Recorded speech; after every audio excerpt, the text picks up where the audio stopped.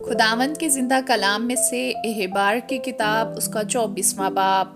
और खुदावंद ने मूसा से कहा, बने इसराइल को हुक्म कर कि वो तेरे पास जैतून का कूट कर निकाला हुआ खालिस तेल रोशनी के लिए लाएं, ताकि चिराग हमेशा जलता रहे। हारून उसे शहादत के पर्दा के बाहर खैमा इज्तमा में शाम से सुबह तक खुदावंद के हजूर करीना से रखा करे। तुम्हारी नस्ल दर नस्ल सदा यही आइन रहेगा। वो हमेशा उन चरागों को तरतीब से पाक शमादान पर खुदावंद के हजूर रखा करे। और तू मैदा लेकर 12 गिरदे पकाना, हर एक गिरदा में ईफा के 2/3 हिस्सा के बराबर मैदा हो। और तू उनको 2 कतारें करके हर कतार में 6 रोटियां पाक मेज पर खुदावंद के हजूर रखना। और तू हर एक कतार पर खालिस लोबान रखना, ताकि वो रोटी पर यादगिरी यानी खुदावंद के हजूर आतिशीन कुर्बानी के तौर पर हो।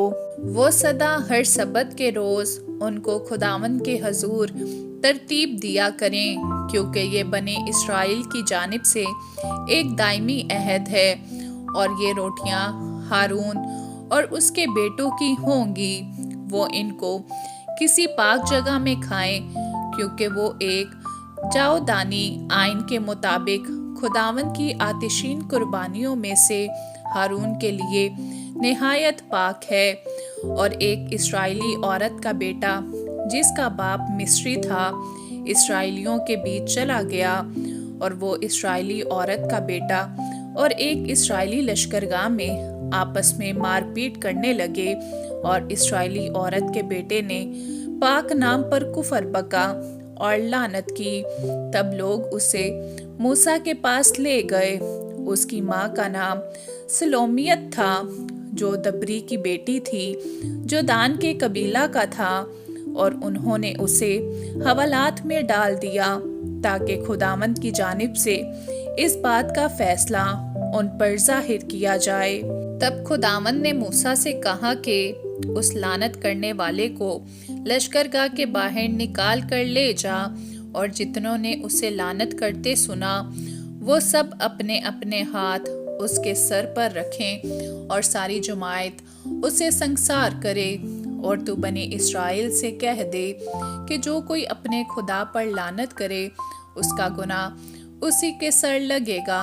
और वो जो खुदावंद के नाम पर कुफर बके, जरूर जान से मारा जाए। सारी जमात उसे कतई संसार करे, ख्वाह वो देसी हो या परदेसी। जब वो पाक नाम पर कुफर बके, तो वह जरूर जान से मारा जाए।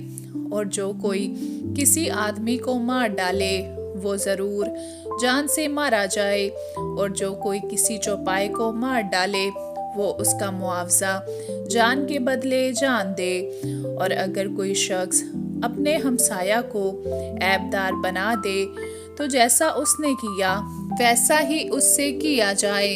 यानी अजू तोड़ने के बदले अजू तोड़ना हो, और आँख के बदले आँख और दांत के बदले दांत। जैसा ऐब उसने दूसरे आदमी में पैदा कर दिया है, वैसा ही उसमें भी कर दिया जाए। अलगर्ज जो कोई किसी चौपाई को मार डाले, वो उसका मुआवजा दे, पर इंसान का कातिल जान से मारा जाए। तू एक ही तरह का कानून देसी और परदेसी दोनों के लिए रखना, क्योंकि मैं खुदावंद तुम्हारा खुदा हूँ। और मूसा ने ये बनी इसराइल को बताया। बस वो उस लानत करने वाले को निकाल कर लश्करगाह के बाहर ले गए और उसे संसार कर दिया। सो बनी इसराइल ने जैसा खुदावंद ने मूसा को हुक्म दिया था, वैसा ही किया। आमीन।